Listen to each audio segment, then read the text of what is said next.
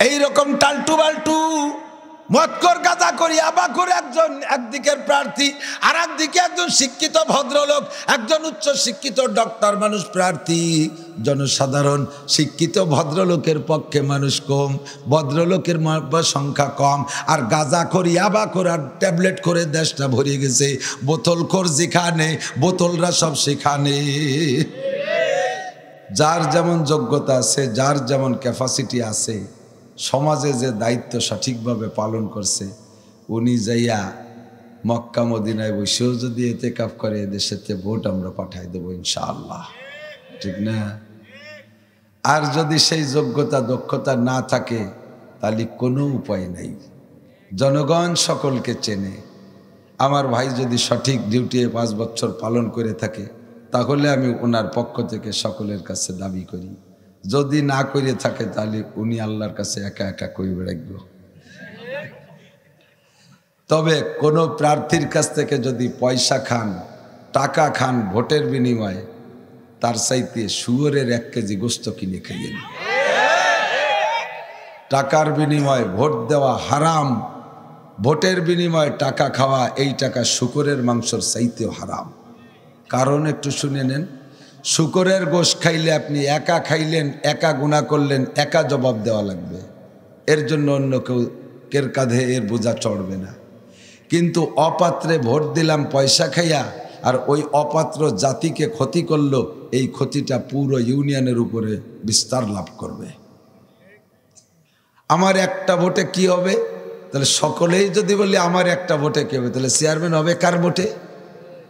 সকলের একটা ভোটই যদি 8000 ভোটে চেয়ারম্যান সাহেব নির্বাচিত হয়ে থাকে, তাহলে প্রত্যেকের একটা ভোটই 8000 ভোট, প্রত্যেকের একটা ভোটই 8000 ভোট, ঠিক কিনা? আমরা দাবি করি আল্লাহর কাছে, এই গণপ্রতিনিধি যারা, এদের দাম আল্লাহর কাছে অনেক বেশি। জনপ্রতিনিধি যারা, ward member, word chairman, union chairman, উপজেলা চেয়ারম্যান, এমপি, মন্ত্রী, এদের সম্পর্কে বিশ্বনবী বলেন, হে দুনিয়ার মানুষ, কিছুদিন কি সুখে শান্তিতে থাকতে চাও? কি বলেন, সুখে শান্তিতে থাকতে চান? কাজিরাঙ্গা না হোক চান? এত কষ্ট করে পিএস ফলাইয়ে, সেই পিএস বেচিয়ে একদল দেই ডাক্তার রে, একদল দেই উকিল রে, আর একদল দেই পুলিশ রে, আর একদল দেই জজ ম্যাজিস্ট্রেট রে, আর একদল পলাই পলাই বেড়াই। এই সালতার কত লোক রে যে আমার সুলতানশি মাদ্রাসায় এই কিছুদিন আগে ভাত খাওয়াইছি, তা কই সারার কায়দা নেই। আমি ভিক্ষে খয়রাত করিয়া নিয়ে তাকে খাওয়াইছি। এই সালতালারা যে আমার মাদ্রাসায় পলাইছে আমি জানি, কারণ এই দেশের দাবড়া দাবড়ির গোড়া, দাওয়া দাইয়ের গোড়া, মুরব্বী তো আমরা গোপাইলেরা, কথা কন না কে? প্রধানমন্ত্রী গোপালগঞ্জের না তো? আসামিরা বড় কৌশলী। ফখরুদ্দিন, ইয়াজউদ্দিন, মঈনুদ্দিনের সরকার ছিল যখন বাংলাদেশে, মনে আছে নাকি? তত্ত্বাবধায়ক সরকার, এর প্রধান উপদেষ্টা ছিলেন ফখরুদ্দিন সাহেব, সেনাপ্রধান ছিলেন মঈনুদ্দিন সাহেব, তৎকালীন প্রেসিডেন্ট ছিলেন বিএনপির আমলের রেখে যা প্রেসিডেন্ট ইয়াজউদ্দিন সাহেব। এই 3 উদ্দিন, আর ওই সময় মৌলবীরা একটু বেকায়দা ছিল, ওয়াজ করছি আমি নাসির উদ্দিন, 4 উদ্দিনের বাংলাদেশ ছিল। ওই সময় নেতাকে জানি, বহুত নেতা। আরে ধরছে কারা? এই নেতাকে ধাওয়াই বেড়াইছে সেনাবাহিনীতে বেশি, ফখরুদ্দিন আর মঈনুদ্দিন। ফখরুদ্দিনের নির্দেশ আর মঈনুদ্দিনের বাস্তবায়ন। এই মঈনুদ্দিন সেনাপ্রধান আর্মি দিয়ে দাবড়াই বেড়াইছে, কিন্তু জানতাম, বলার তো কায়দা নেই, বাংলাদেশের অনেক নেতারা সেই ক্যান্টনমেন্টের মধ্যে স্থান নেছে, আশ্রয় নেছে। ওখানে যারা বাইরে দিয়ে দাবড়াই বেড়ায় তাকে ঘরের মধ্যে আসামি, কারণ ওরা জানে যে এই জায়গা থাকলে, গড়কলের মধ্যে থাকলে আর মারবে না। এখনো সেই সময় গোপালগঞ্জ জেলারা সারা দেশকে ধাওয়াই বেড়াচ্ছে, গোপালগঞ্জ যাইয়ে এই এলাকার মানুষ আশ্রয় নেছে। আর মেহমান গেলে কোন জায়গাতে কি অপরাধ করে আইছে অত আর আমাদের দেখার বিষয় না। আত্মীয় স্বজন আসছে, তাকে চাইতে খাইতে দিতে হবে, খাওয়াইছি আলহামদুলিল্লাহ। এরপরে চেয়ারম্যান সাহেব বললেন বুক ফুলাইয়া যে সেই মুহূর্তে আপনাদের এই এলাকার মানুষ আসামি কম হয়েছে বা হয় নাই, আল্লাহ তাআলা এটাও একটা ইহসান করাইছে তাকে দিয়ে, আল্লাহ কবুল করুক আমিন। তো যত নেতা আছে দুনিয়ার সব মানুষকে টার্গেট করে নেতাদেরকে সামনে রেখে আল্লাহ নবী বলেন ইজা কানা উমারাউকুম খিয়ারাকুম। আমার দিক লক্ষ্য করতে হবে, আমি বেশিক্ষণ কথা বলবো না। আমি আগামীকাল আপনার সাথে কাছে আমি মুরিদ হই নি, 2 ঘন্টা 3 ঘন্টার কন্ট্যাক্ট নিয়ে আসিনি। আমি উম্মতের কাছে মুরিদ হতে পারবো না, আপনারা আমার কাছে মুরিদ হতে হবে। আমি আপনাদের উস্তাদ, আপনারা আমার ছাত্র, আমি আপনাকে পীর, আপনারা আমার মুরিদ। আপনাদের কথা আমি আওয়াজ করতে পারবো। কালকে দিনের বেলা আমার বুখারী শরীফ মিশকাত শরীফ 2 ঘন্টা পড়াইতে হবে। যে দাওয়াত আনতে গেছে তার কাছে ফরমে লিখে দিচ্ছি রাত 9:30 থেকে 11টা, আর আমার টাইম দিয়েছে 11টা বাজতে 5 মিনিট আগে। আমি আসছি জাস্ট টাইমে 7:45-র মধ্যে আমি পৌঁছে গেছি। আমার ত্রুটি আমি করি নাই, কাজেই এখনই ছেড়ে দিলে আমার পর কোনো ইলজাম নাই। আমি ফরমে লিখে দিছি, আনতে বলেন ফরম লেখা আছে না নাই। ফরম করছি এর জন্য 2টা সমস্যা। আমার নামে কেউ কেউ ফাঁকি দিয়ে দাওয়াত রেখে টাকা খেয়ে যাচ্ছে, আমি জানি না। গত বছর 35 জায়গা আমি টাকা দিছি, লোকালয়ে মানুষের মধ্যে এসে হুজুর এই জাওয়াজের দাওয়াত রাখছেন, 5,000 টাকা দিছি, 10,000 দিছি, টাকা ফেরত দেন। কে যাবে ইজ্জত নষ্ট করে ঝগড়া করতে? পকেটেতে টাকা দিয়ে দিছি। বাড়ি যে ডায়েরিতে দেখে আমার তাকে নামে কোনো দাওয়াত নাই। পরে বললাম তোর নাম্বার দে, কোন নাম্বারে দাওয়াত দে? তুই আমার কাছে আসছিলি? কয় না, ফোনে দাওয়াত দিছি। তাহলে নাম্বারটা দে। নাম্বার আমার মোবাইলে অন করে দেখি, এক পরিচিত ব্যক্তির নাম আসে, তা বলবো না, বললে সমস্যা। কাজেই আমি ফরম করছি, যার কাছে ফরম থাকবে তারটা আমার দাওয়াত। যদি মুখস্থ কেউ বলো তাহলে সেটা আমার দাওয়াত না। ফরম করছি। 2 নম্বরে যেভাবে টাইম বলি, আমার দিনের বেলা 2 ঘন্টা 2টা ক্লাস আছে, আমার 3টে মাদ্রাসা আছে, শত শত মানুষ আসে, তাদের সাথে সাক্ষাতে সময় দেওয়া লাগে। আমি তো মানুষ, আমি তো লোহা লক্কর না। আমার ঘুম আছে, আমার বিশ্রাম আছে, আমার খানাদানা আছে, আমার সংসার আছে। আপনাকে তো 1-2 ছেলে মেয়ে, আল্লাহর রহমতে আমার 7টা সাল মেয়ে। এ সবগুলি একটা টাকা এক জায়গায় লেখাপড়ার সব কটার খোঁজ খবর না লাগে। আমার বুড়ো মা আছে। আমার মাদ্রাসায় নারী পুরুষদের 2 মাদ্রাসায় একই জায়গায় 900 ছাত্রছাত্রী, 37 জন, 39 জন শিক্ষক। প্রত্যেক মাসে 4.5 লাখ টাকা বেতন দিতে হয়। 5 টন চাউল বোর্ডিংয়ে খোরাক খরচ লাগে, 1 টন আলু লাগে, আধা টন ডাউল লাগে, আধা টন তেল লাগে, আর যা লাগে তা করলাম না। তো এ আমার কামাই হতে হয়। জন্মের কষ্ট করি, রাতভর চিল্লেপাল্লা করি, বুক ফাটাইলে ওয়াজ করি, গলা সমান পানির মধ্যে দিয়ে পলো চাপাই বেড়াই, লাস্টে 2 তেল উঠাই ভাই। আর সরের উপরে দাঁড়ায় জাল খেও দিয়ে 60,000 টাকা হেলিকপ্টারেতে নামিয়ে নিয়ে চলে যায়। এই অনিয়মে আর ওয়াজের মাঠে থাকতে মনে চায় না। বাড়ি কষ্ট হয়, গাম ছুটে যায়, কোদাল কোবার ইচ্ছে কষ্ট। সন্ধ্যের পরে এক জায়গায় ওয়াজ করে আইছি, 1 সেট কাপড় গাড়ির মধ্যে ভিজে তা ধুয়ে দিচ্ছি। টের তো পান না আপনারা, শীতের মধ্যে কম্বল গাইতে বসে থাকেন আর আমাকে কান বইয়ে দাড়ি বেয়ে পানি পড়ে। এ কি কম খাট্টির কাজ? 3টা হাত দিয়েই খালি খোটা দেয়।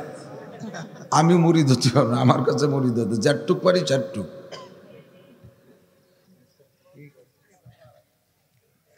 খুব খারাপ লাগে। 2 গান গাইয়া 50,000 টাকা নিয়ে হেঁটে চলে যায়, আপনারা তেলায় দেন। আর আমি বিটা কোরআন হাদিস নিংড়ে চিপড়ে ইয়া রস বাইরিতে আমার উড়ুম্বার হয়ে যায়। দিন ভরে রাতবার পড়ি, আমার গাড়ির মধ্যে কিতাব আছে, পড়িয়ে টড়িয়ে তাই পড়াই। এরপরে আমাকে নারকেলের জোড়াইছে, সুবরির জোড়ার দাম বেশি। আব্দুল গফ্ফার সাহেব আসলে 2,000 টাকা, চণ্ডীবদ্দির পীর সাহেব আসলে 3,000 টাকা, আর গানের বয়াতি একটা হেলিকপ্টারে নামলে, হেলিকপ্টারে একটা বিড়াল নামলেও মনে হচ্ছে কি যেন নাজিল হয়েছে উপরে, আর বস্তা বইরে টাকা তাকে দেয়। আগামীবার আমার দাওয়াত দিতে গেলে হেলিকপ্টার নিয়ে যাওয়া লাগবে। আল্লাহ খালি বাসায় রাখলি আয়, দেখাই ছাড়ি দেবো ইনশাআল্লাহ। যতটুক পারি ততটুক। টাইমের কোনো কন্ট্যাক্ট শেষ। 11টা পর্যন্ত কন্ট্যাক্ট ছিল, তা পার হয়ে গেছে। এখন যেটুক কবে টুক বোনাস। আমি আইছি সময় মতো, পান খাইছিস 8টা, এর মধ্যে গেলে 8টা পান খেতে একটু সময় লাগে, সব শেষ করেছি। আল্লাহ নবী বলেন, দুনিয়ার মানুষ যদি শান্তি পেতে চাও আমি পরামর্শ দেব। নবীর চাইতে ভালো পরামর্শদাতা জগতে আর কেউ আছে?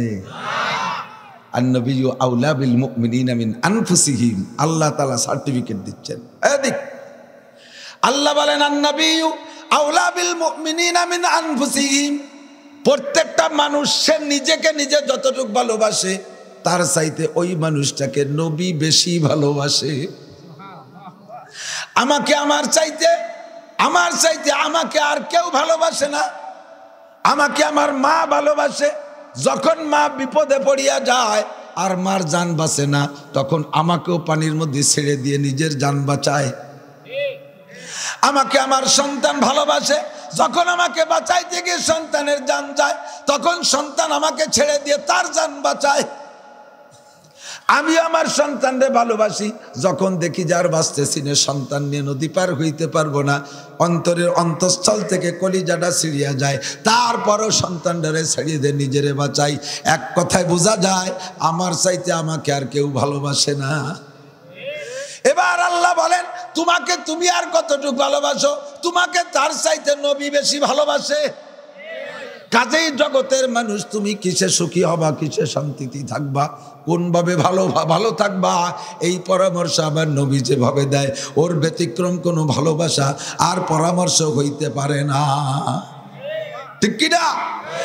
এবার নবী বলেন, হে সালতাবাসী, নগর কান্দাবাসী, যদি সুখে শান্তিতে থাকতে চাও, আরামে ঘরের মধ্যে ঘুমাইতে চাও, নিরাপদ পরিবেশে বসবাস করতে চাও, আর কাজে ডাঙ্গা করে পয়সা নষ্ট করতে না চাও, আর রক্ত রিজি আর খুন রিজি করতে না চাও, যদি তোমরা শান্তিতে ঘুমাইতে চাও, আমার 3টে পরামর্শ নাও।